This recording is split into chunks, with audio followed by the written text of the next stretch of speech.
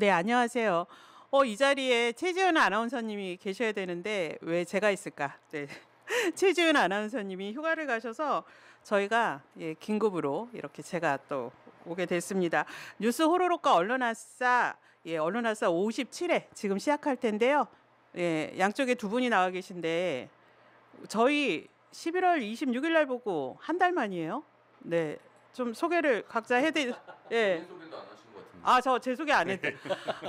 이렇게 긴장을 해서. 네, 저는 언론아싸 출연을 하고 있는 민원연의 신미 사무처장입니다. 오늘 최 장군님을 대신해서 제가 이 자리에 있는데요. 최 장군님만큼 할 자신은 전혀 없고요. 네, 시간을 잘 지키도록 하겠습니다. 오늘 출연진 두 분 각자 소개를 왼쪽부터 하실까요? 예, 안녕하십니까. 언론노조 KBS 본부장 박상현입니다. 네, 안녕하십니까. 언론노조 MBC 본부 본부장 이호찬입니다. 네.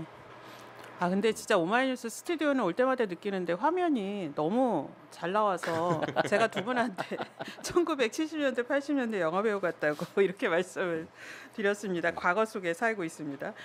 저희 언론아싸 뉴스 호루룩이 12월 3일 날 방송을 하고 12월 3일이 어떤 날인 줄 아시죠? 네. 내란의 날이죠. 네, 내란의 날. 그날 이 언론아싸를 그때 또 저 큼티분들이 다 못 나오셔가지고 네. 저하고 김현 의원님이 방송을 하고 그리고 저는 다시 민원연에 가서 민원연에서 윤석열 퇴진 투쟁을 어떻게 잘할 것인가 저희가 열심히 회의를 했어요. 회의를 하고 9시 40분쯤 마쳤거든요.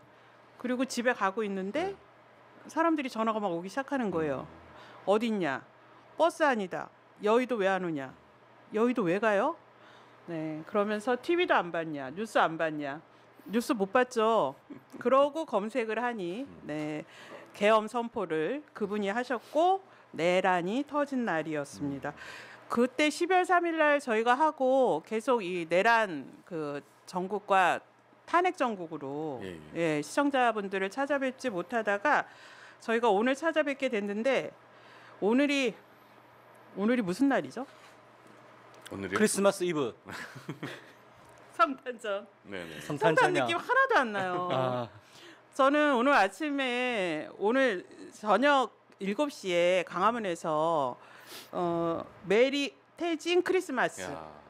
메리 태진 크리스마스 저희가 문화제를 합니다. 시민문화제. 그래서 그 문화제 행사 관련한 회의를 하고 또 언론아싸 하고 이러느라고 오늘이 성탄 전야인 것도 느낌이 전혀 안 나는데요. 벌써 내란 선포 기준으로 하면 21일째예요. 네. 그렇네요. 네, 언론에도 3주 됐네요, 벌써 3주 지났네요. 그렇게 되네요. 예. 꼭 3년 지난 느낌은 이게 뭐죠? 아마도 시민분들 다 그러실 텐데 매일 저녁 주말 거리로 또 촛불 집회로 여의도에 있다 광화문에 왔다 또 끝나고 나면 저희가 명동까지 또 1시간여 가까이 행진을 하거든요. 이번 주 토요일 행진할 때는 시민이 너무 많아서 시간 엄청 많이 걸렸잖아요. 대단하신 것 같아요. 시민분들 정말. 가 보면 그리고 그 20, 30대 여성분들이 상당히 많잖아요.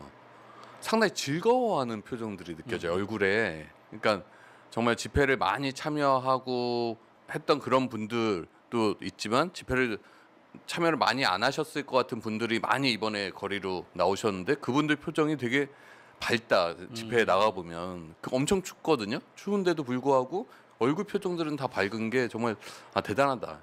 즐겁게 싸우는 사람은 이길 수가 없겠구나. 그럼요. 생각이 들더라고요. 저희가 3시에 행사를 시작하잖아요. 그러면 빠를 경우에는 이제 아침 7시, 8시부터 무대를 만들어요. 그리고 저희 실무진들이 보통 10시, 11시에 모이거든요. 그때 10시, 11시에 나가잖아요. 그럼 벌써 무대 앞에 한 100여 분이 와 계세요. 이유는 그 앞자리에 꼭 앉고 싶어서. 그 앞자리를 사수하기 위해서. 그런데 이분들이 또 얼마나 민주적이냐면 앞에 그 프레스존도 있고 또 저희가 안전거리 확보를 위해서 준비를 하잖아요. 어디까지 치실 거예요? 저희는 그러면 이만큼 물러날게요. 라고 하면서 너무나 협조적이시고요. 저는 그래서 언제 나오셨어요? 그러면 7시부터 8시부터 무대 설치 전부터 그 자리에 앉기 위해서 나오신다는 거예요. 그 자리에 앉아서 이 역사적 현장을 기록하시고 직접 눈으로 목격하시기 위해서 그러신다는 거예요. 아, 네, 정말 놀라지 않을 수가 없습니다. 저희도 이제 광화문에서 계속 집회가 열리다가 이제 어느 순간부터 이제 여의도로 이제 무대가 옮겨졌었지 않습니까? 그러니까 저희 회사에 있는 분들도 밤에 지나가면서 퇴근하면서 집회에 모인 사람들을 보면서 정말 이런 집회는 처음 봤다. 너무 이게 집회에서 다 같이 노래 부르고 춤추고 이렇게 재밌게 하는 거는 정말 처음 봤다면서 요즘은 와, 이렇게도 집회를 하느냐라고 그런 얘기들을 많이 하시더라고요. 그래서 옛날이랑 여의도에서 많이 집회할 달라진 것 때 같아요. K본부 너무 좋으셨죠? 완전 꿀이던데요? 저희는 뭐 걸어가지고. 바로 앞이어서 너무 좋았죠. 네, 예. 추우면 바로 가서. 근데 추워도 갈 수가 없었어요. 사람이 너무 많아서. 사람이 너무 맞아요. 많아서. 예. 네, 저도 그 무대에서 화장실 한번 갔다가 돌아오지를 못해가지고 네, 40분 만에 무대로 복귀하는 네, 그랬습니다. 네, 이렇게 다들 저희가 윤석열 퇴진을 위해서 다들 애쓰고 계신데요. 저희가 한번 이 계엄 이후 그리고 이 탄핵 국면에서 각 언론사, 특히 공영방송은 내부에서 어떤 일이 있는지 또 어떻게 또 이 특보체제를 하고 있는지 그리고 언론계에도 내란 세력이 지금 잔존해 있잖아요. 누가 내란 세력이고 또 이들을 어떻게 축출할 것인지 이야기를 오늘 한번 해보도록 하겠습니다. 우선 12월 3일 날 뭐 저는 이게 언론화사 하다가 그날 이제 이른바 내란 사태를 겪었는데 K하고 M 두 분은 그때 뭐 하고 계셨어요? 저희는 그날 오후에 회사에서 이제 그 저희 중앙위원들하고 지부장들하고 해서 쟁의대책위원회를 꾸렸어요. 지금 쟁의행위 중이어가지고 쟁의대책위원회를 열어서 이제 그날 12월 10일 박장범 취임하는 날 하루 파업을 하자 결의를 하고 그게 끝나고 난 다음에 저희들이 단체 해박 체결을 요구하면서 신관 로비에 천막을 쳤거든요. 그 천막을 치고 있는데 막 갑자기 저희들이 천막을 치니까 회사 시큐리티 분이라든지 이제 회사 노무 담당이 와가지고 막 놀라 이거 왜 치냐 이러시면 안 됩니다 이러시면 안 됩니다 이러면서 하는데 저희들이 결국 천막을 쳤죠. 그런데 이제 청경분들이 한 20분이 오시는 거예요. 그래서 저희들이 야 이거 우리가 빠지면은 천막을 치울 것 같다라고 해가지고 천막 안을 지키고 있었죠. 지키고 있다가 이제 뭐 11시, 10시에 대통령이 뭐 특별 담화인데 뭐 얘기가 있어가지고 그때까지만 해도 예상이 뭐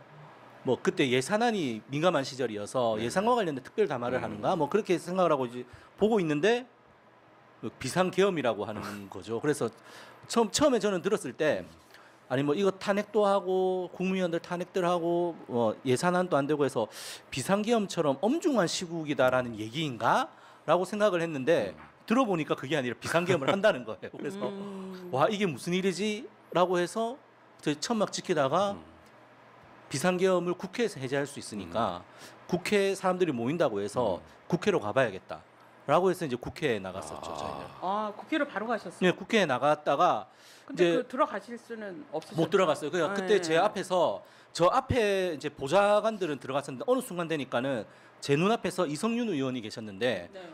아니, 국회의원이라고 하는데도 경찰이 못 들어가게 하는 거예요. 네. 그래서 이거 뭐야 이러고 있다가 뭐 저희들이 이제 시민들이 계속 오더라고요. 그래가지고 와 이거 일단 내가 여기에 있어서는 없어도 되겠다. 지금은 그래서 드는 생각이 계엄이니까 그때 계엄 포고문이 발표 이전이었어요. 그래서 이 계엄이면은 회사로 군인들이 올 수 있겠다라는 생각이 들어서 회사로 들어와서 뭐 군인들이 오나 안 오나 그거를 이제 보면서 저희들이 이제 사실 긴급 알림을 해서 이제 조합원들한테도 군인들이 올 수 있다. 그래서 혹시 회사로 나와 주실 수 있는 분들이 계시면은 나와 주십시오 해가지고 긴급 알림도 때리고 그렇게 하면서 이제 상황을 봤었죠. 그러면서 계속 회사 돌면서 이제 군인들이 오는지 안 오는지 보고 그때 계엄이 처음에 했을 때만 해도 저희 회사가 크니까는 쪽문들이 많거든요. 네. 근데 쪽문들 다 막았어요. 청경들이. 근데 KBS 쪽문이 너무 많아서 박장범도 어디론가 몰래 들어가서 다 하잖아요. 근데 그 쪽문을 다 이제 문을 셔터를 내리고 막더라고요. 그래서 이거 왜 이러세요 하니까 뭐 계엄이고 해서 일단은 뭐 통제하기 위해서 막는다라고 해서 이거 뭐지 하라고 하면서 일단 국회를 갔다가 다시 들어왔었죠. 그러면 KBS는 뉴스를 보고 안 게 아니라 사내에서 이미 계엄이 있다더라 이 얘기를 먼저 들으신 건가요? 아니요 그런 건 아니고 저희들이 이제 그 입장문을 봤을 때도 사내에서 저희 이제 보도국장 같은 경우에 대통령 담화가 있다라는 거를 좀 미리 알았던 정황들이 좀 있어요. 예, 그래서 이제 저희들이 개헌 방송을 미리 알았던 거 아니냐라고 이제 저희들이 그 문제 제기를 했고 몇몇 가지 정황들이 있습니다. 예를 들어서 뭐 그 보도국장임에도 불구하고 오후 6시에 퇴근을 했는데 8시 반에 다시 회사로 급히 들어왔어요. 급히 들어오는데 보니까 굉장히 전화를 받으면서 인상이 굳어져 가지고 심각한 표정으로 들어가는 걸 우리가 목격을 했고 그 다음에 뭐 저희들이 공식적으로 알기로는 대통령 담화가 있습니다라고 하는 것이 9시 반인가 이제 대통령 출입하는 기자들한테 풀단으로 연락이 됐던 걸로 알고 있는데 그 이전에 보도국장이 대통령 특별 담화가 있을 거니 준비해라라는 얘기도 있었고 뭐 좀 더 몇몇 가지 좀 정황들이 있습니다. 그래서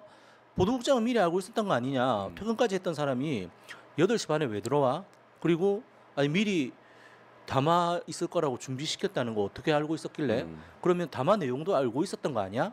뭐 이런 저희들이 합리적인 의문을 제기를 하고 있는 상황인 거죠. 그래서 이 부분 관련해서는 저희들이 경찰에 지금 고발을 해놨습니다. 고발을 예. 하셨다. 이게 사실 먼저 알았다면 내란 방조가 되는 거죠. 되는 거죠. 네.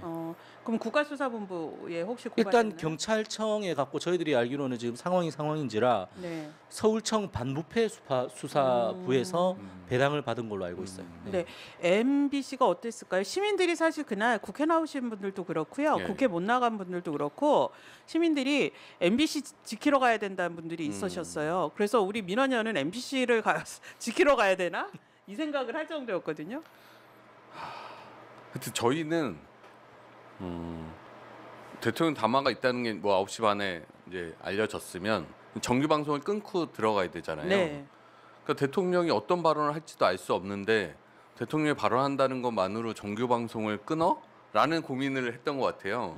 그래서 대통령 담화를 방송을 안 했어요. 정규 방송 나중에 나오면은 이제 방송을 그 내용을 담아서 뭐 뉴스를 전하든. 근데 그러니까 처음에 특보가 저희가 늦었죠. 그러니까 제일 대통령 늦었죠. 담화가 전혀 그런 상황이다라는 거를 내용이라고 알지도 생각을 못한 못했으니까. 상황에서 그냥 담화 내용 보고 뭐 다음날 아침 뭐 뉴스를 처리하거나 뭐 이렇게 생각을 하다가 담화를 보니까 갑자기 비상계엄인데 이제 난리가 났겠죠. 그래서 이제 직원들 전체 다 이제 뭐 나오라고 하고 보도국에 뭐 이제 그 해당 팀들 다 출근하라고 하고 이제 특보를 아마 야근자 중심으로 급히 준비를 했을 거예요. 근데 저희가 12시 밤 12시 뉴스 마감 뉴스가 없거든요. 그러니까 데스크 끝나고 나면 다음날 아침 뉴스만 대비하게 이제 스텝들이 돼 있는 거예요. 근데 이건 저희도 사실 내부적으로 좀 점검이 필요한데 이런 일은 사실 예상하고 대비하기는 그렇죠. 어렵기는 하지만 네. 어찌 됐든 이런 중차대한 일이 터졌을 때 빠르게 대응할 수 있는 시스템은 이번 사태 이후에 좀 가다듬어야 될 것 같아요. 그래서 사실 특보가 조금 한 20분 정도 아마 늦게 들어가서 그때부터 아마 쭉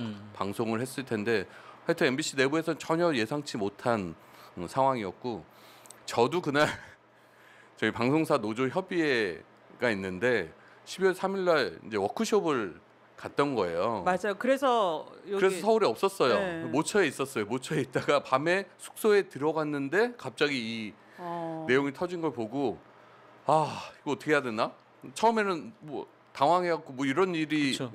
어떻게 이제 굴러갈지도 사실 예상할 수가 없고 일단 올라가자 해갖고 했는데 이제 차편은 없고 기차는 끊겼고 멀리 있으셨나요? 네, 멀리 있었어요. 그래갖고 어떻게든 가자 터미널로 가고 이제 가면서 터미널에 차가 없으면 택시라도 타고 올라가자 수십만 원 택시비라도 내고 가자. 근데 뭐 그게 중요한 상황은 아니어서 빨리 복귀하는 게 중요하다 생각해서 터미널에 갔더니 12시 몇 분 차가 있더라고요. 그래서 그걸 타고 올라왔죠. 그래서 새벽에 회사에 도착했고 집행부들은 이제 그 상황 보면서 터미널에서 이제 다 전체 지역사 지부장들까지 집행부는 다 회사로 출근해서 회사 일단 지키자라고 하면서 이제 계속 인터넷으로 상황 보면서 이제 집행부한테 이야기 전달하고 막 하여튼 엄청 급박한 상황이었는데 나중에 계엄군이 MBC까지 들어올 생각이었다라는 이제 내용들이 그렇죠. 나왔잖아요. 네.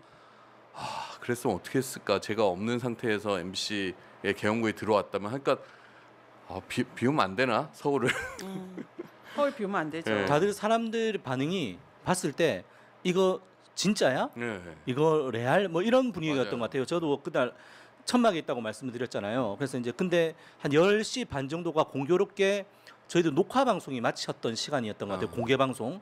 그래서 이제 그 오셨던 분들이 회사 로비로 쏟아져서 오셨는데 저희 방송국이니까 회사 로비에 TV 모니터가 있었는데 그거를 시민들이 대통령 담화를 그대로 본 거예요. 그래서 다들 이거 뭐지? 이거 뭐지? 웅성웅성하면서 다들 믿기지 못하는 상황. 그랬던 것 같아요, 처음엔. 예. 네. 그날 사실 MBC가 그 속보가 그러니까 특보가 제일 늦었어요. 네. 그런데 MBC만 이른바 풀단에 네. 대통령이 담화를 할 거다. 네. 근데 뭐 계엄이라는 얘기는 당연히 안 했을 네. 거고요. 근데 뭐 일부는 지금 이제 언제를 받았을 수 있다. 그래서 이제 내란 동조 세력으로 좀 수사해야 된다 해서 고발도 한 상태이시지만 MBC는 담화조차도 통보를 못 받았다 이런 설이 있어요.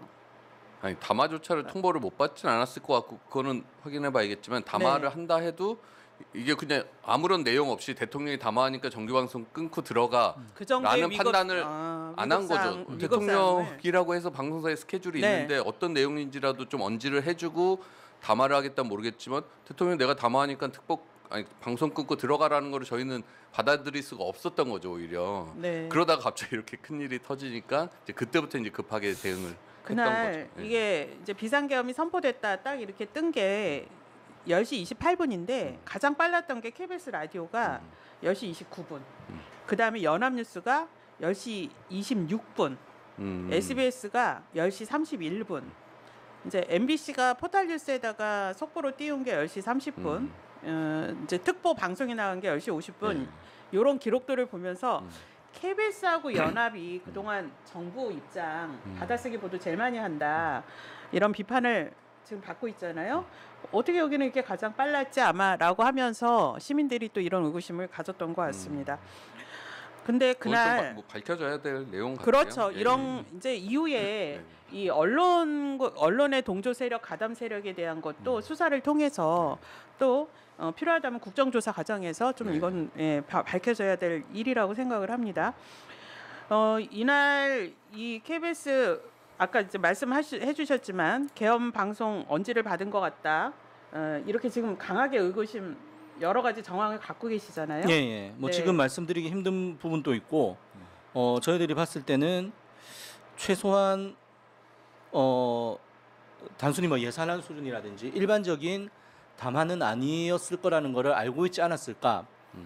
분명히 누군가로부터 얘기는 받았을 거다라는 의구심을 갖는 게 왜냐하면 그 전임 최재형 국장 같은 경우에 전력이 있어요. 예전에 청와대에서 그 의료 공백 관련해서 담화를 발표한다라고 하면서 대국민 담화가 예정이 되어 있었는데 네. 그거를 일요일 날 저희들이 추후에 뭐 얘기 듣기로는 여당 의원한테 이 내용을 확인을 해서 9시에 대통령실 출입 기자가 아니라 당시 뉴스 편집부 당직 기자한테 기사를 써라고 시켜가지고 단신으로 이제 단독 단신이죠. 단독 단신이 나갔었는데 추후에 대통령실에서 이거 아직 엠바고고 확정된 것도 아니다라고 해가지고 기사를 삭제해달라는 요청을 해서 기사를 또 삭제를 했어요. 했다가 이제 기자들이 항의를 했죠. 아니 보도국장이 무슨 권한으로 정책 절차도 밟지 않고 기사도 넣었다가 뺐다가 삭제하느냐라고 하니까 다시 기사를 복구시키는 일이 있었어요. 이게 올해입니다. 올해. 아. 그래서 그런 전력이 있는 사람이기 때문에 이거 의심이 저희들은 더 강하게 의심을 하는 거죠. 네. 최재현 전 보도국장, 보도국장, 예. 네, 이분이 고발이 된 상태라고 합니다. 근데 당일날 막상 그 계엄군이 실제로 계엄군 실물이 찾아간 곳은 뉴스공장이었어요. 예. 네, 이거는 물론 뭐 이후에 뉴스공장이 타겟이 되고 김어준 그 진행자를 뭐 이른바 생포 뭐 작전이 벌어졌다 뭐 여러 가지 폭로들이 지금 이어지고 있는데 그래도 시청자나 시민들은 우리가 생각할 때 보통 계엄하면 공영방송 특히 방송사 주요 방송사들부터 가서 점거를 하거나 이럴 텐데 왜 뉴스공장이었지라고 하는 거는 그 다음 날 좀 의아한 풍경이긴 했어요. 그걸 각 방송사에서는 좀 어떻게 그 당시 받아들였어요?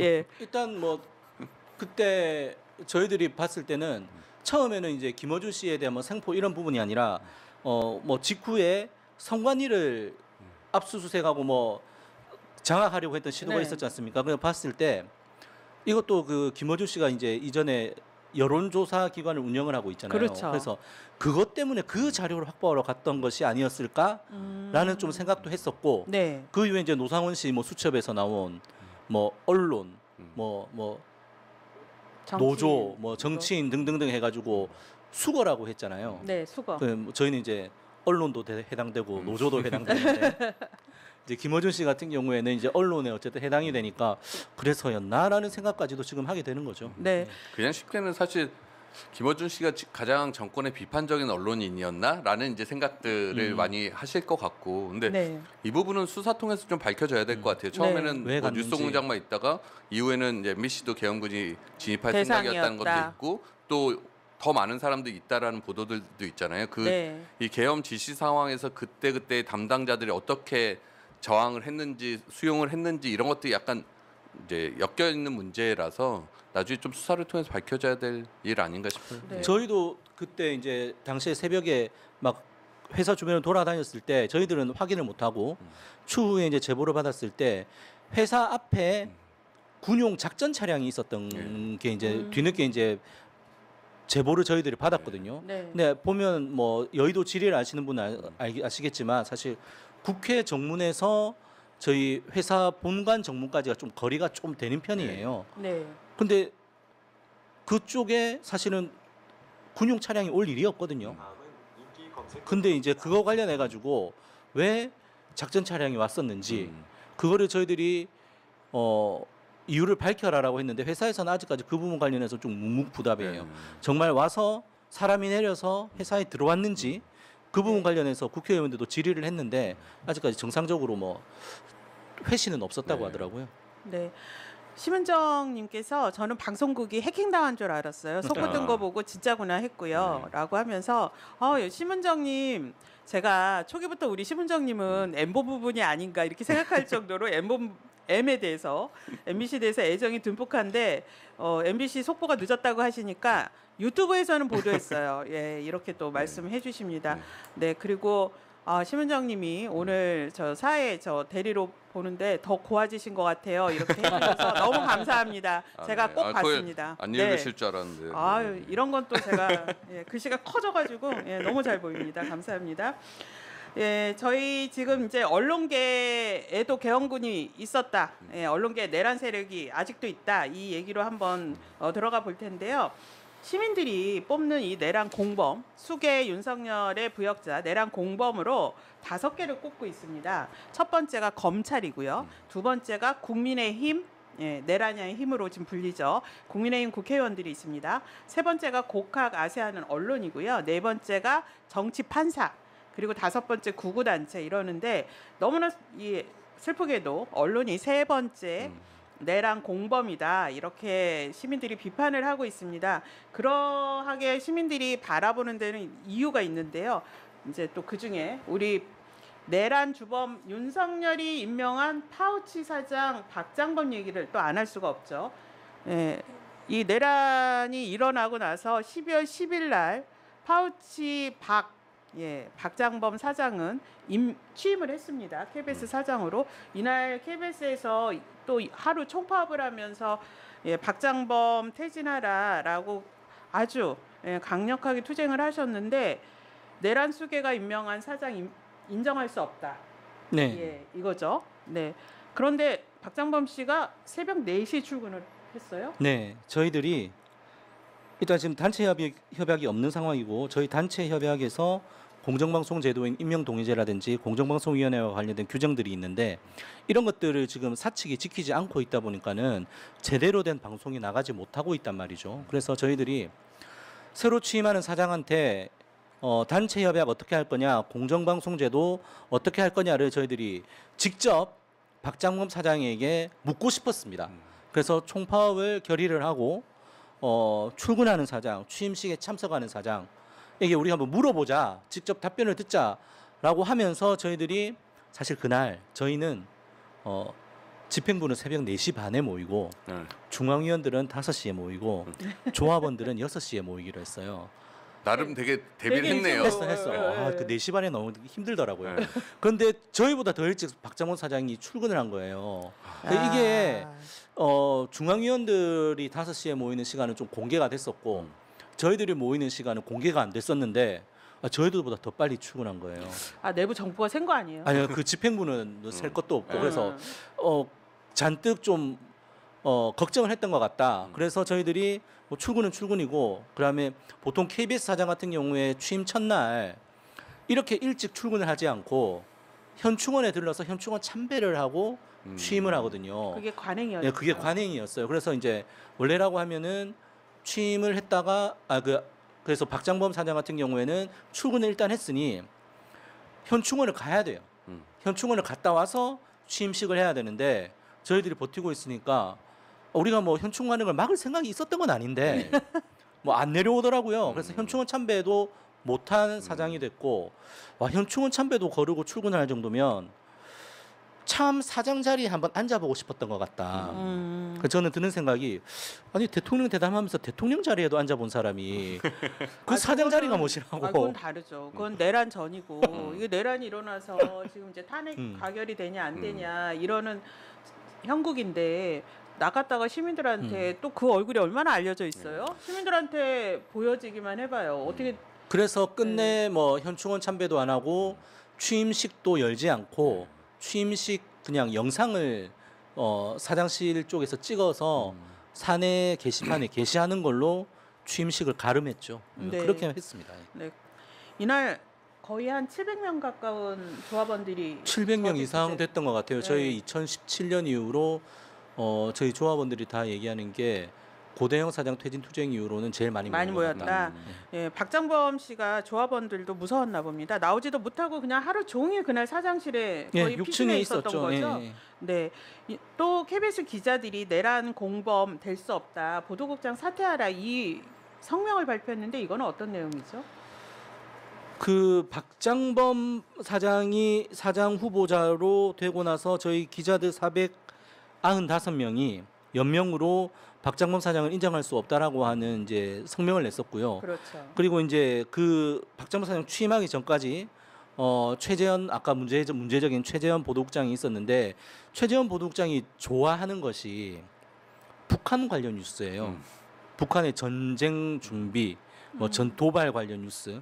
그래서 이번에 뭐 노상원 씨 수첩에서 나왔다고 하는 NNL 도발이라든지 뭐 풍선 북한에서 보내는 풍선 원점을 타격해서 뭐 국지전을 일으키려고 했다라고 하는 것 이런 것들이 미리 이런 위기감을 조성하려고 했던 것 아니었나? 네. 좀 이런 생각도 들고 지금 와서는 그런 측면에 있어서 최재현 국장이 했던 것은 최재현 체제에서는 결국 내란 공범으로 밖에 될 수가 없다. 네. KBS가 네. 우리는 이제 그런 것을 거부하겠다라는 것이었죠. 네. 그러니까 이게 뭐 처음부터 내란을 다 계획하에 방송을 했는지까지는 수사로 밝혀져야겠지만 어쨌든 KBS가 국내 사안도 상당히 중요한 현안이 많았는데도 계속해서 북한 뉴스에 집중하면서 이 남북 간의 갈등을 고조를 시키는 그렇죠. 역할들을 했잖아요. 그게 사실 이 내란의 어떤 배경 이런 거에 이제 그 같이 기여한 공조한 약간 그 비판 그래서 이런 게 또 있어서 그 사실, 네. 정말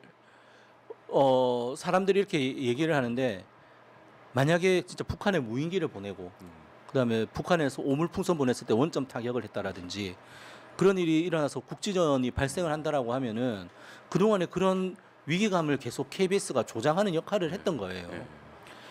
예, 지금 이제 하나하나 밝혀지는 게 이게 내란이 우발적인 게 아니라 상당 기간 준비된 내란이었다. 조직적으로 움직였다. 이게 지금 계속 나오고 있습니다. 근데 그 중에 예를 들면 KBS 같은 친정권 그 언론인들이 이런 준비된 내란에 가담한 것이 만약에 드러난다면 그동안에 의문시됐던 KBS 보도나 이런 게 혹시 그 일환이 아니었나 이제 이런 것에 대해서는 철저한 조사가 필요할 것이라고 보입니다.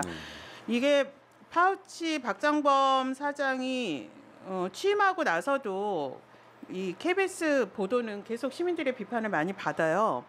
그 법사위에서 5.18 관련한 영상 상영할 때 갑자기 그 특보 내보내던 방송이 중단되거든요. 부랴부랴. 막 이런 거부터 시작을 해서 12월 16일 날 같은 경우는 메인 뉴스에 톱이 그 또 우크라이나 전쟁을 부각하는 보도가 나와요. 12월 16일이에요? 네. 그러니까 북한군 상당수 이제 그 우크라이나 전쟁에 투입이 됐고 평화 유지군 논의가 되고 있다. 뭐 이런 뉴스들이 또 이렇게 톱으로 나오고요.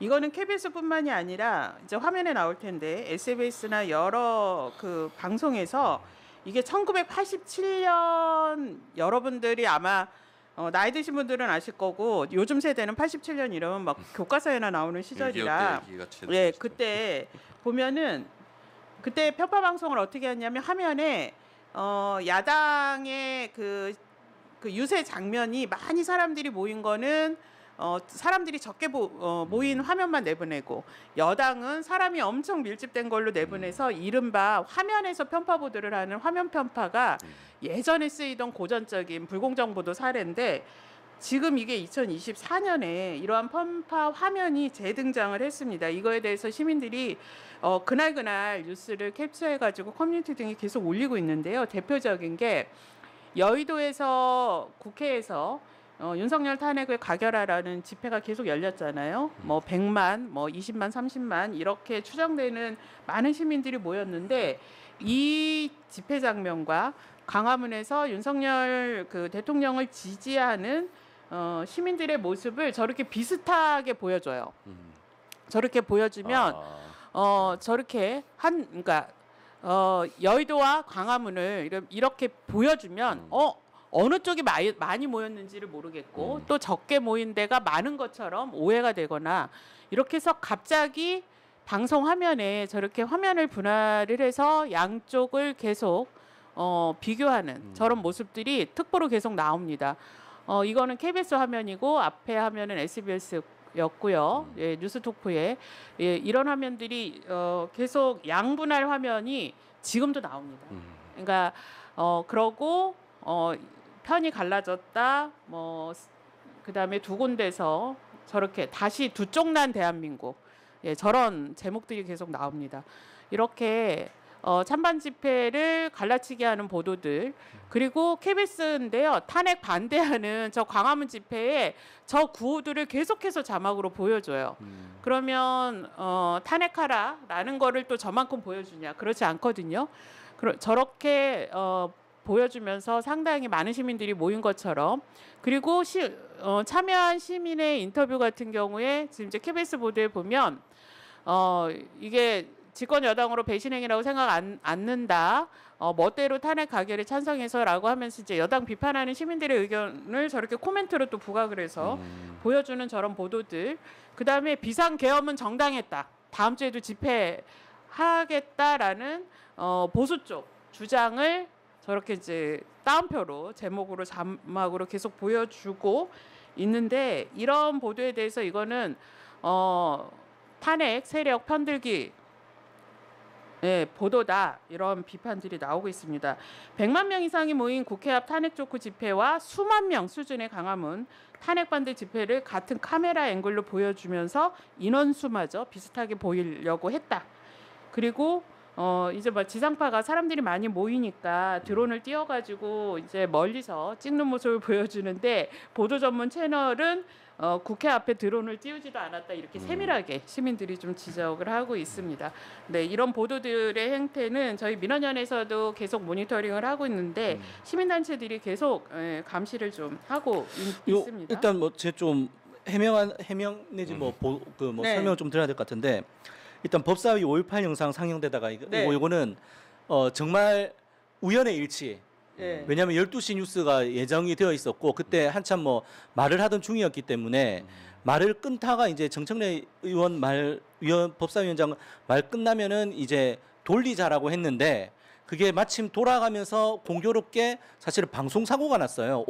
아나운서 오디오가 씹히면서 네. 그러면서 이게 의도적인 거 아니었느냐라고 했는데 저희들이 확인해 본 결과 이거는 그런 건 아니었다. 네. 진짜 정말 우연의 일치고 네. 그리고 아까 제가 말씀 못 드려서 죄송한데 12월 16일 날 9시 뉴스 톱은 이게 아니었고 그러니까 저도 지금 보니까 네. 약간 대통령 2차 소환 통보했다라는 게 아 그러면 이게 뉴스톱인데 9시 뉴스톱이 아니고 뉴스톱으로 나가는 아니면 뭐 건가요? 네이버의 뭐, 톱이든 네, 뭐 네. 그런 거 같아요. 요거는 조금 이거 아무리 아닌 것 그래도 같고. KBS가 지금 그 지금 뉴스톱에서 국면에 지금 그 정도로 정신머리가 없지는 않습니다. 아, 네. 요거 네. 확인을 좀 네, 해보겠습니다. 네. 그리고 이 그 분할 화면 같은 경우에는 좀 고질적인 문제라고 저는 봅니다. 그러니까 이게 방민 체제에서도 그랬고 그게 아직까지도 좀 문제시 되는 것이 기계적 균형이라고 하는 부분들에 있어 가지고 양쪽에 상반되는 의견이 있으면은 상반되는 의견을 모두 담아야 된다라고 하는 좀 기계적 균형이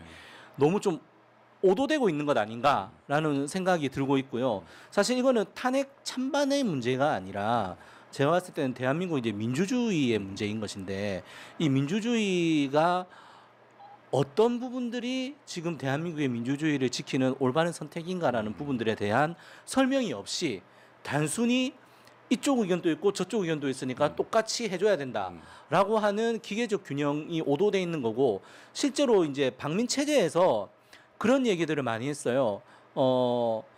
결국은 뭐 객관성, 중립성 이런 얘기를 하면서 아니 KBS에 수신료를 내주시는 분이 탄핵 찬성을 하는 분들도 수신료를 내지만은 탄핵 반대를 하는 분들도 수신료 내지 않냐. 그럼 이분들의 목소리도 담아야 된다라는 주장들이 계속 수뇌부가 해왔던 주장이었단 말이죠.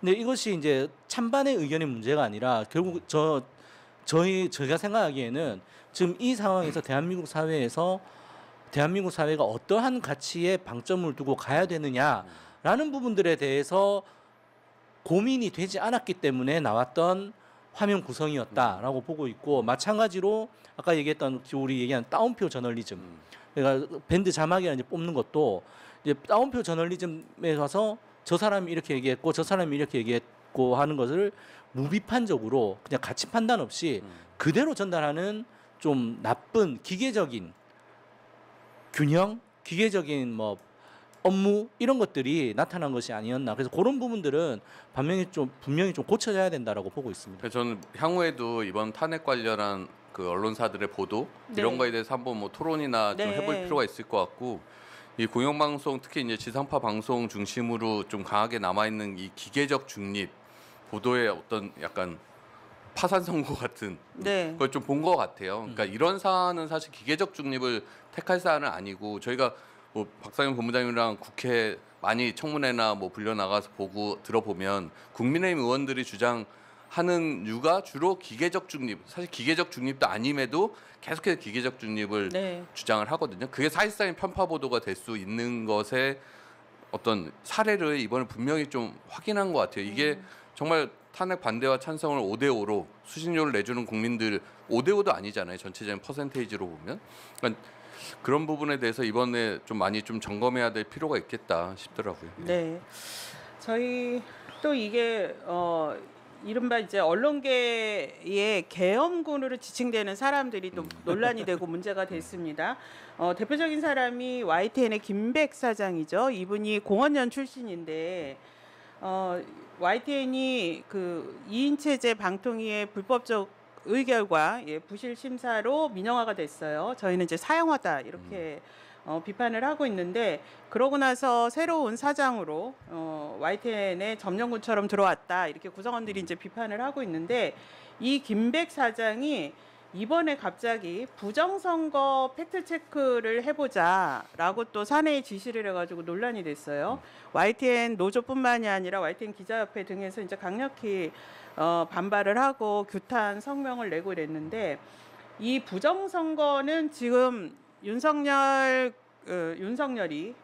내란 수계 윤석열이 이른바 선거에서 부정선거가 있었고 그래서 선관위에 그 부정선거 자료를 부실해서 그거를 확인하기 위해서 계엄을 선포할 수밖에 없었다라는 이유 중에 하나로 내세우고 있는 주장이란 말이에요. 그런데 이 주장은 사실 극우 유튜버들이 몇 년 전부터 계속해서 주장을 했지만 사실 근거 없는 주장인데 갑자기 보도 전문 채널 사장이 이 부정선거에 대한 팩트 체크를 해보자라고 주장을 한 건 이게 좀 말도 안 되는 건데 말이 어떻게 안 이런 되는 일이 거죠. 있을까요? 그러니까 이제 그 언론이라고 하는 것이 언론에서 다루는 소재나 주제들이 결국 사회에서 의제가 된다라는 거지 않습니까? 근데 이 보도 전문 채널에서 사실은 부정선거와 관련해서 이런 것들이 근거가 없다라고 하는 것은 계속 보도가 됐어요. 그래서 선관위에서도 해명도 하고 설명도 하고 그랬는데 이거를 다시 YTN에서 점검을 해보겠다라고 하는 것은 부정선거라는 것을 의제화시키겠다라는 기도의 다름 아니라는 거죠. 그래서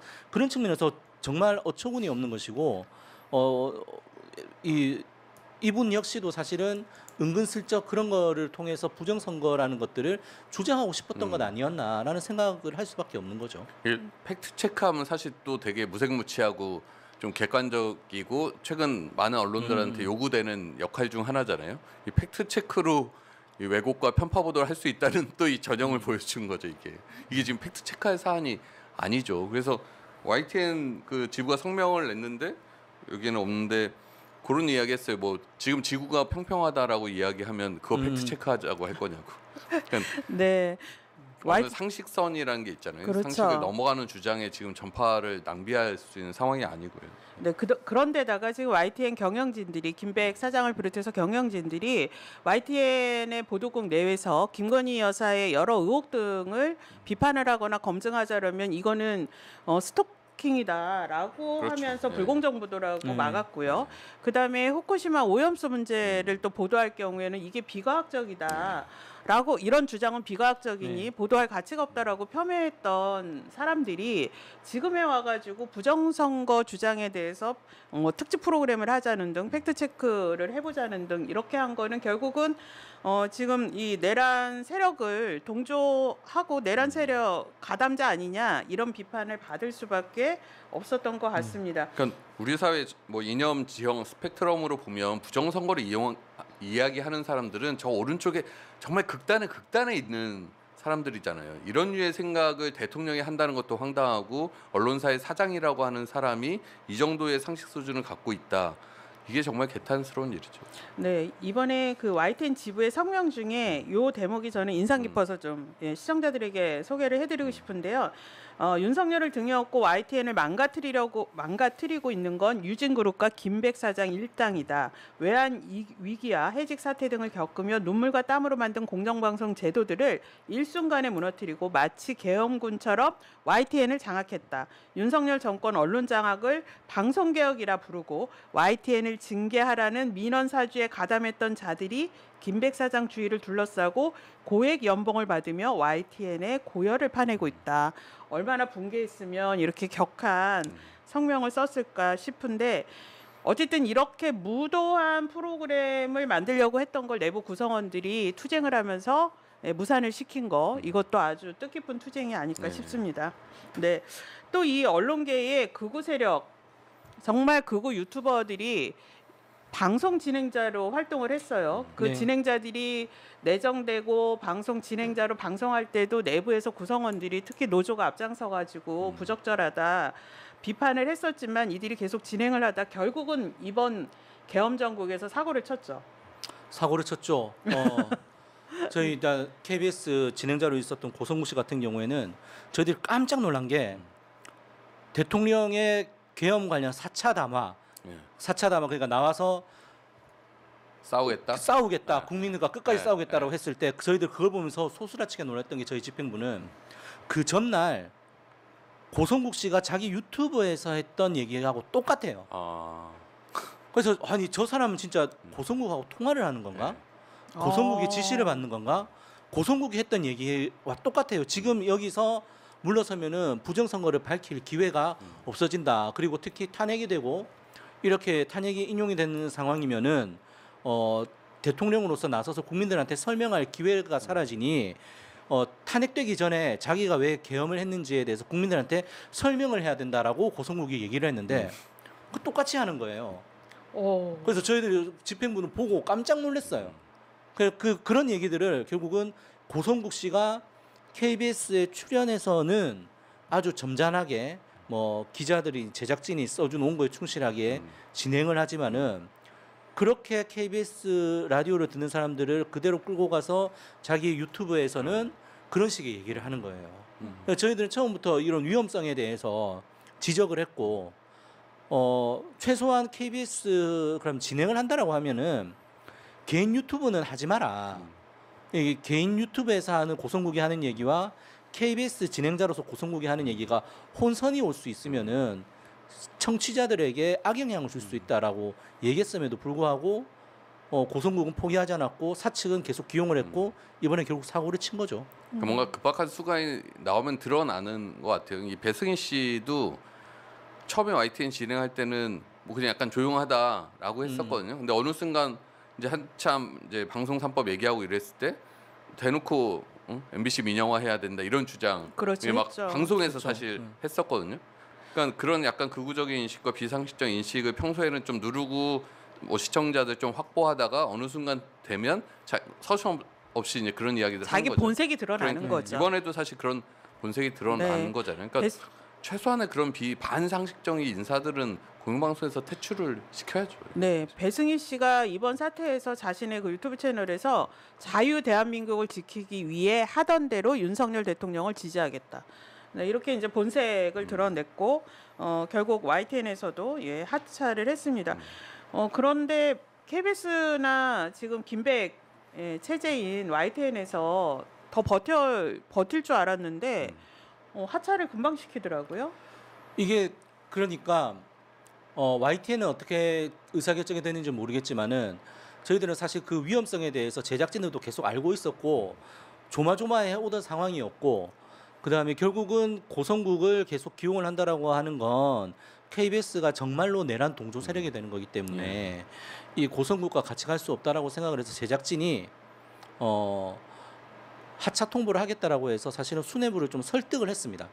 설득을 해서 KBS를 지키기 위해서는 지금 손절해야 된다라고 해서 제작진들이 좀 고생을 많이 했어요. 이 부분에 있어서. 고성국 씨 하차 결정이 더 먼저 된 걸로 알고 있어요. 그러고 나서 YTN에서도 이제 하차한다 이 얘기가 나왔습니다. 근데 이분들은 하차하고 나서도 자신의 유튜브 채널에서 이런 발언들을 똑같이 하고 있죠. 뭐. 계속 하고 있다라고 합니다.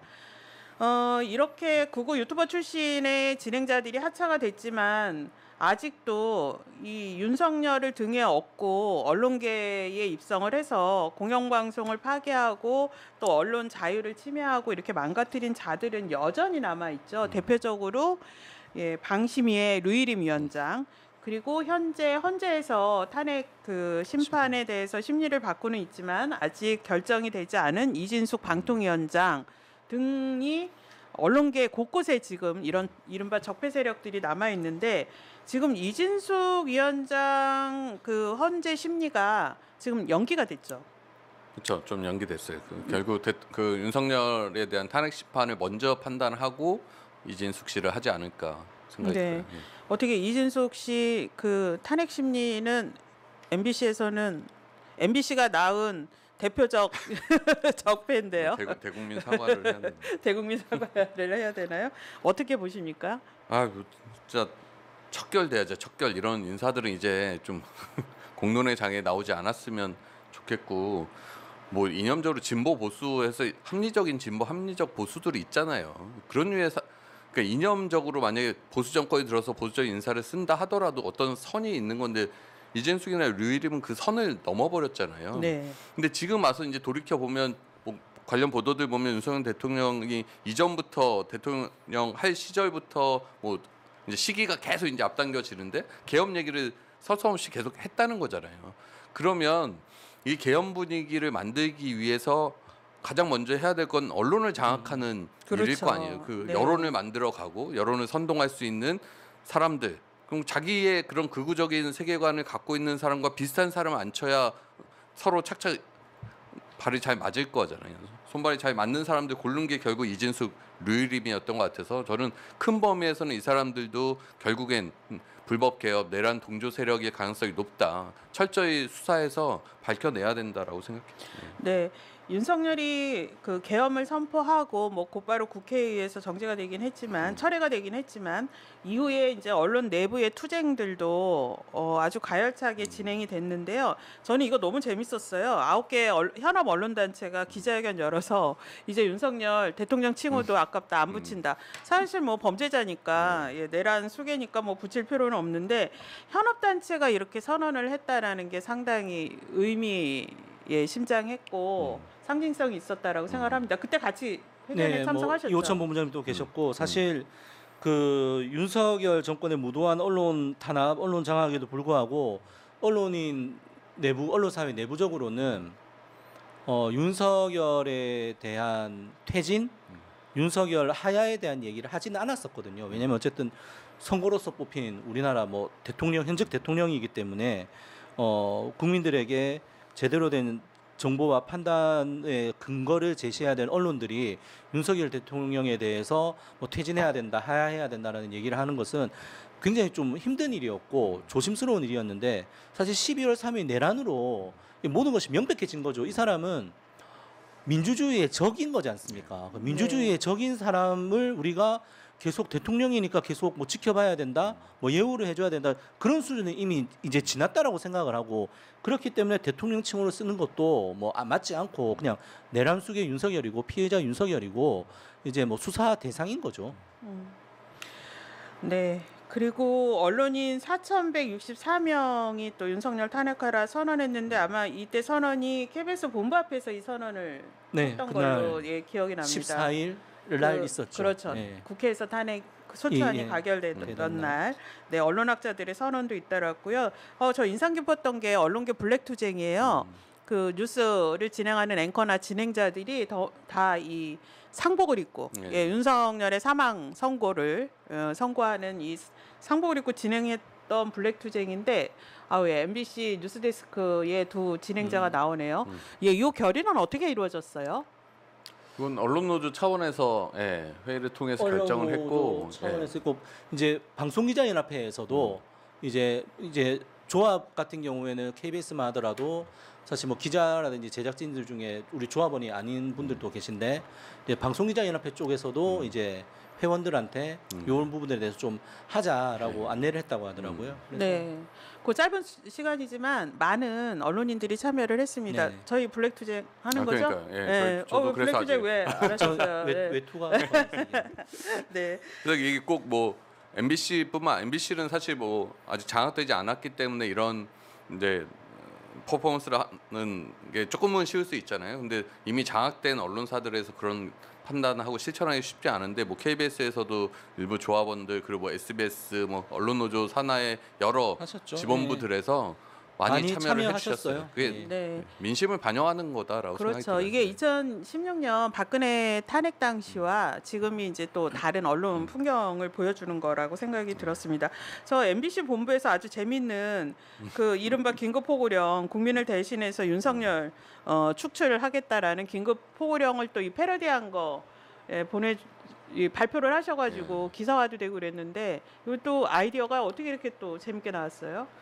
첫날 이렇게 성명들을 이제 서로 다퉈서 막 내고 하는데 저희가 뭐 내부 일정도 있고 이제 약간 묻힐 것 같아서 한 번에 다 내면 근데 이제 타사들이 계속해서 또 저녁 때 돼서도 이어서 내더라고요. 그래서 저희 홍보국장 이거 쓰는 친구가 홍보국장이 다음날 이제 고민하다가 어떻게 좀 다르게 써볼까 이제 고민하다 이제 뚝딱 해서 썼더라고요. 네. 많이 관심 가져주시고 많이 회자가 되고 네, 그래서 윤석열의 포고령을 패러디를 해서 윤석열을 축출하는 국민의 포고령으로 바꾼 건데요. 아주 재밌으면서 역시 투쟁은 재밌게 해야 된다. 재밌게 싸우는 사람이 이길 수가 없구나. 이런 사례가 되었습니다.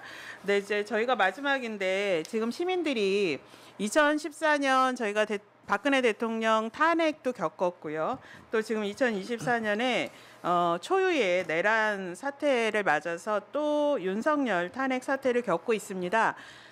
이런 상황에서 언론의 역할이 무엇보다 중요한데 특히 일부 언론들이 아직도 그 내란 세력에 동조를 하거나 또는 일방적인 그 내란 세력 주도자, 주범, 공범들의 발언을 검증 없이 받아 쓰는 보도 행태에 대해서 질타들이 이어지고 있어요. 대표적으로 두 가지를 좀 사례를 좀 짚어보고 싶은데요. 검찰 받아쓰기 보도 관행이 좀 되살아나서 저희 민원연에서 긴급하게 모니터링을 해서 내란죄 수사권이 없는 검찰이 초기에 수사를 하겠다라고 해서 논란이 됐는데 언론이 이 문제를 제대로 짚어주지 않고 검찰이 엄청 열심히 수사하는 것처럼 검찰 주장 등을 너무 대대적으로 보도를 해줘서 어느 언론사가 가장 검찰발 보도를 많이 했는가 또 수사권이 없는 검찰의 이 수사 행태에 대해서 왜 지적을 안 하는가 이렇게 저희가 비판을 좀 했는데요. MBC도 좀 많이 나왔습니다. 그건 좀 억울한 게 MBC가 특보나 이런 걸 통해서 많이 했으니까 나오지 않았을까 싶은 생각이 약간 드는데 저희도 아니에요. 꼼꼼히 모니터를 좀 해보긴 하겠습니다. MBC 해보셔야 됩니다. 네. 제가 MBC는 전수조사를 했습니다. 네. 전수조사를 했는데 MBC는 검찰 그다음에 경찰, 네. 국소본, 그다음에 공수처 공이 많이 했는데 네. 검찰발이 제일 많긴 했는데요. MBC 보도는 누가 잘하나, 셋이 열심히 해서 수사해라 이러다 보니 검찰발이 많이 나오긴 했는데 사실 셋이 열심히 잘해라 보도를 하는 행태는 바르지 않았다. 왜냐하면 검찰의 수사 행태에 대해서는 분명히 비판과 지적이 있어야 한다. 예. 그런 점에서 MBC도 한번 이게 돌아볼 문제고요. 사실 저희가 데이터를 보면 조중동이 제일 적었어요. 이유는 초기에 검찰이 이거 수사해야 된다 또는 수사기관이 나서야 된다는 보도에 제일 소극적이었어요. 그거는 문제였다. 예, 그래서 검찰발 보도가 가장 많았던 건 YTN이 101건, 그다음에 연합뉴스가 81건, 그리고 KBS 56건, MBC 55건이었는데요. 이게 저희가 급히하다 보니까 보도 건수 위주로 했는데 이제 내용까지 다 분석을 해서 어떤 문제였는지를 좀 더 앞으로는 보여드릴 수 있도록 하겠습니다. 이후에 검찰의 주장이나 발표를 일방적으로 받아쓰는 보도는 많이 줄었습니다. 네, 그리고 지금은 이제 공조본으로 전환을 해서 공동 수사를 하고 있기 때문에 처음에 보도 보면서 좀 저는 어이없었던 것이 어쨌든 수사권 조정으로 인해 가지고 공수처와 경찰과 검찰이 할 수 있는 영역이 딱 나눠져 있는 거잖아요. 그런데 이 지금 새 기관에서 하는 거를 이전에 있었던 수사권 조정이 문제였다. 수사권 조정이 오히려 혼란을 불러왔다. 이런 식으로 보도들이 계속 나오는 게 검찰 있어가지고 편드는 보도죠. 그래서 그 부분들이 좀 어이가 없더라고요. 그래서 이것들이 결국은 어떻게 보면 이전 정권에 대한 문제를 지적하는 이 국면에서도 이 무엇이 문제인지를 물타기죠, 제대로 물타기. 하지 못하는 네. 그런 것들은 좀 어이없었습니다. 저는. 네. 근데 이런 부분들은 계속 좀 고민이 되는 지점인데 이제 내란이란 초유의 사태가 벌어져서 언론 입장에서는 그 내란의 진실을 알리는 보도들이 이어져야 되잖아요. 계속해서. 네. 그럴 때 이제 검찰이 새로운 사실들을 계속해서 이제 뭐 저희가 취재를 하건 의도적으로 흘리건 할 때 이것들을 그런 보도를 하지 않을 것인가 말 것인가에 대한 고민은 늘 드는 문제인 것 같아요. 그래서 초반에는 사실 각자가 나눠서 좀 일단 신병을 검찰이 확보한 몇 핵심 인사들이 있었던 거잖아요. 그럼 그런 사람들이 어떤 일을 저질렀는지를 검찰이 계속해서 밝혀내는 거에 있어서 이걸 어느 정도의 수위로 어떻게 보도할 것인가는 좀 늘 고민이 되는 지점이고 지금 말씀하신 이 부분은 사실 저희도 새겨 들어야 될 부분이라고 생각하는데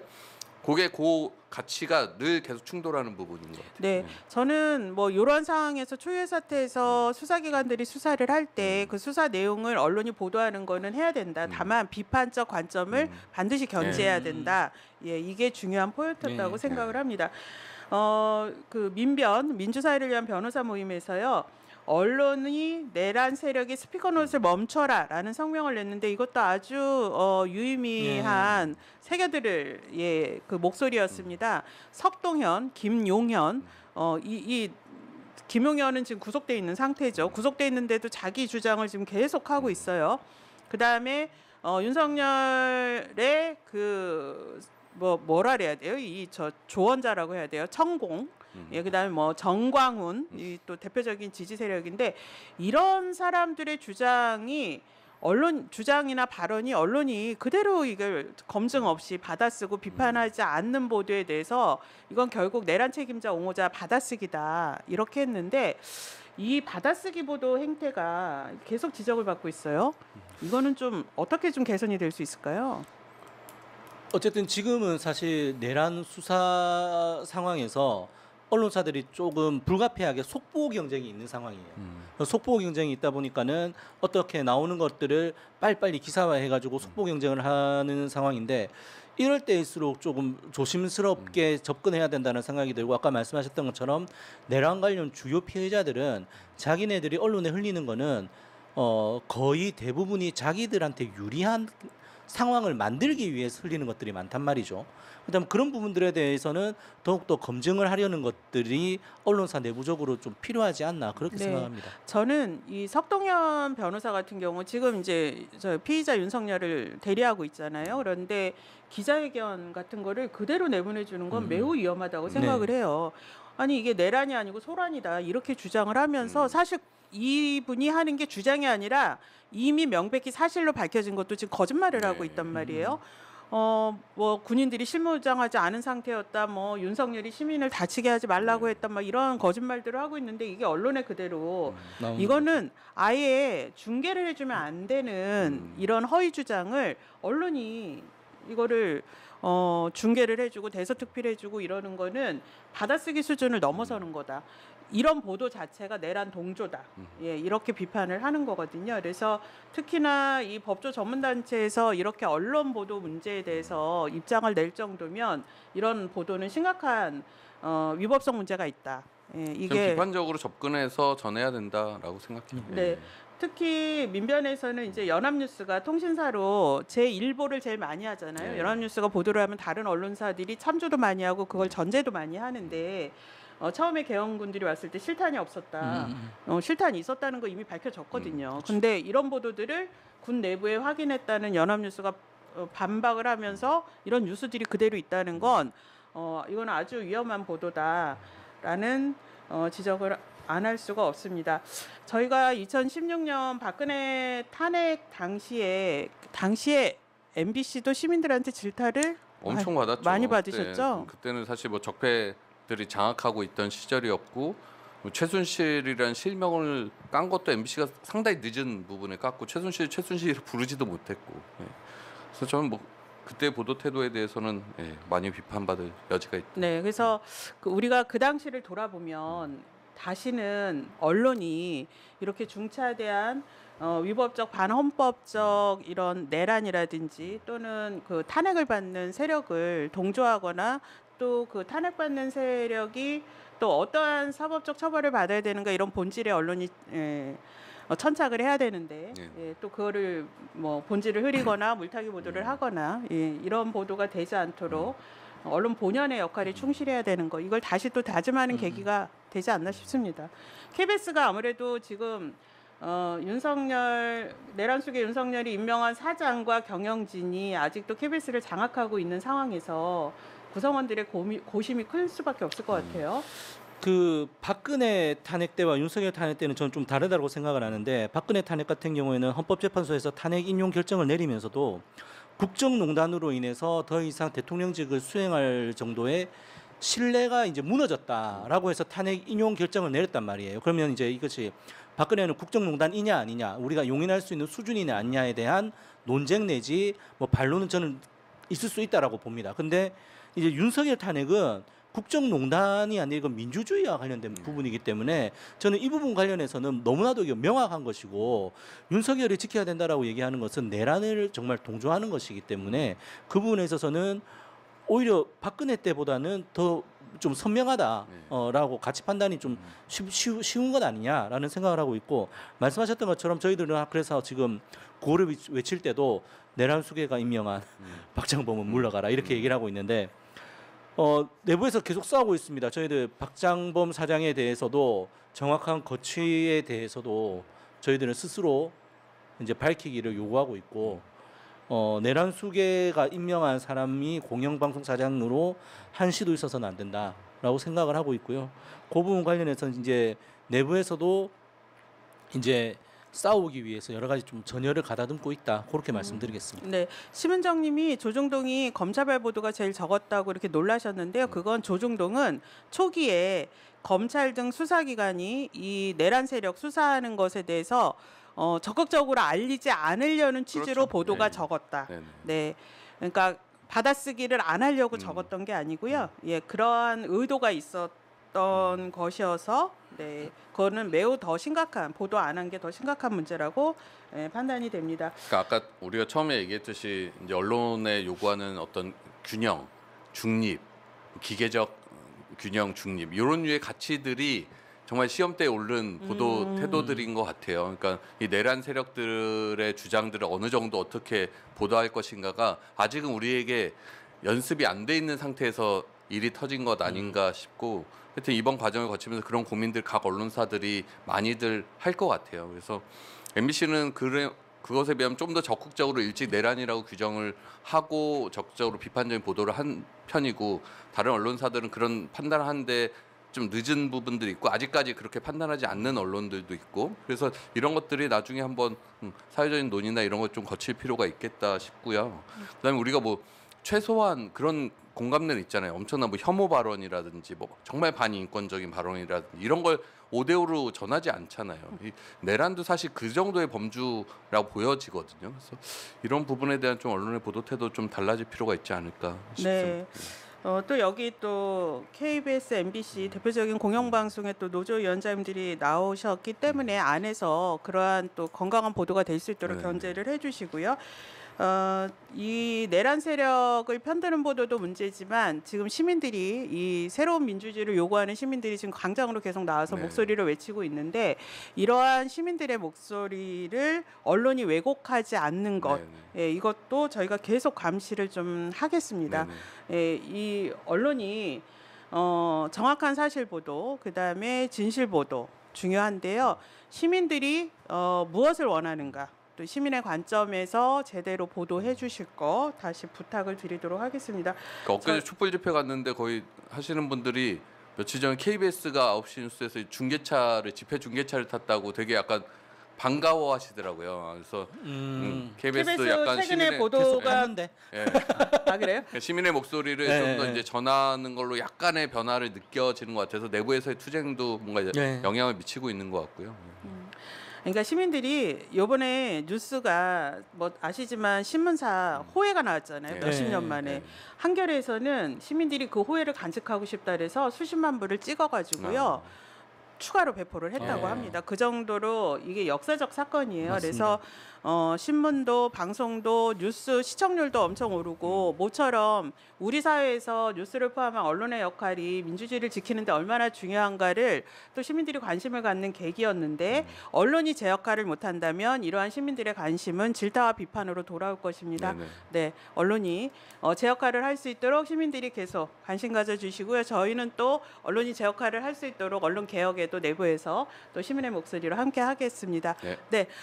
오늘 최 장군님 없이 1시간을 진행하려 하니 7분이 초과가 됐네요. 네, 저희 뉴스 호로록과 언론 아싸가 콜라보로 11월부터 이렇게 찾아뵀는데요. 6번 방송을 네. 했습니다. 더 많이 뵙지는 못했지만 이제 6번 또 오마이 TV 스튜디오에서 직접 뵙게 됐고요. 언론 아싸는 또 새로운 예, 방식으로 또 시청자들에게 곧 인사 드릴 수 있도록 또 준비해서 돌아오겠습니다. 네, 마지막 인사. 네. 인사 네. 갑자기 그 어쨌든 윤석열 정권의 언론 장악, 언론 탄압과 관련된 한 페이지가 좀 마무리되어가는 느낌이고요. 근데 이게 그동안 윤석열 정부에서 워낙 언론이 많이 망가질 수밖에 없었던 상황이었기 때문에 이거를 어떻게 제대로 되살리느냐도 좀 굉장히 중요한 것 같습니다. 시민들께서 요구하시는 부분, 시민들께서 바라시는 부분이 적지 않다라는 걸 알고 있고 저희 내부에서도 그렇게 올곧은 언론을 만들기 위해서 계속 투쟁 열심히 하겠습니다. 계속 네. 관심 부탁드리겠습니다. 네. 네. 며칠 전 집회 때도 말씀드렸는데 결국 시민 여러분들이 MBC를 지켜주셨다. 그래서 이 감사함 결국 MBC를 장악하지 못하고 이겨낸 거잖아요. 예. 그런 거에 보답할 수 있도록 MBC 내부 구성원들도 계속해서 시민의 편에서 보도하고 프로그램 만들 수 있도록 계속해서 노력하고 노동조합도 그런 보도와 프로그램 제작이 제대로 이루어지는지 계속해서 내부에서 감시 활동 열심히 하겠다라는 말씀드립니다. 네, 심은정님이 시즌이 끝난 건가요? 이렇게 여쭤주셨는데요. 시즌 5는 오늘을 마지막 방송으로 시즌 5는 마칠 예정이고요. 저희가 시즌 6은 또 새롭게 준비를 해서 시청자 여러분을 다시 찾아뵙도록 하겠습니다. 근데 그 시간이 언제가 될지는 지금 또 여러 상황들이 또 많이 있고요. 또 시시각각 또 상황이 바뀌고 있어서 저희가 가능한 빠르게 준비해서 시청자들, 시민분들을 다시 찾아뵙도록 하겠습니다. 네. 그동안 또 언론아스타 뉴스 호루로 콜라보 방송 시청해주신 시청자 여러분 너무 감사하고요. 새해 복 많이 받으시고요. 네, 윤석열 퇴진할 때까지 건강 잘 챙기시고 저희가 완전한 민주주의 회복할 수 있도록 함께 노력했으면 좋겠습니다. 감사합니다. 감사합니다. 감사합니다.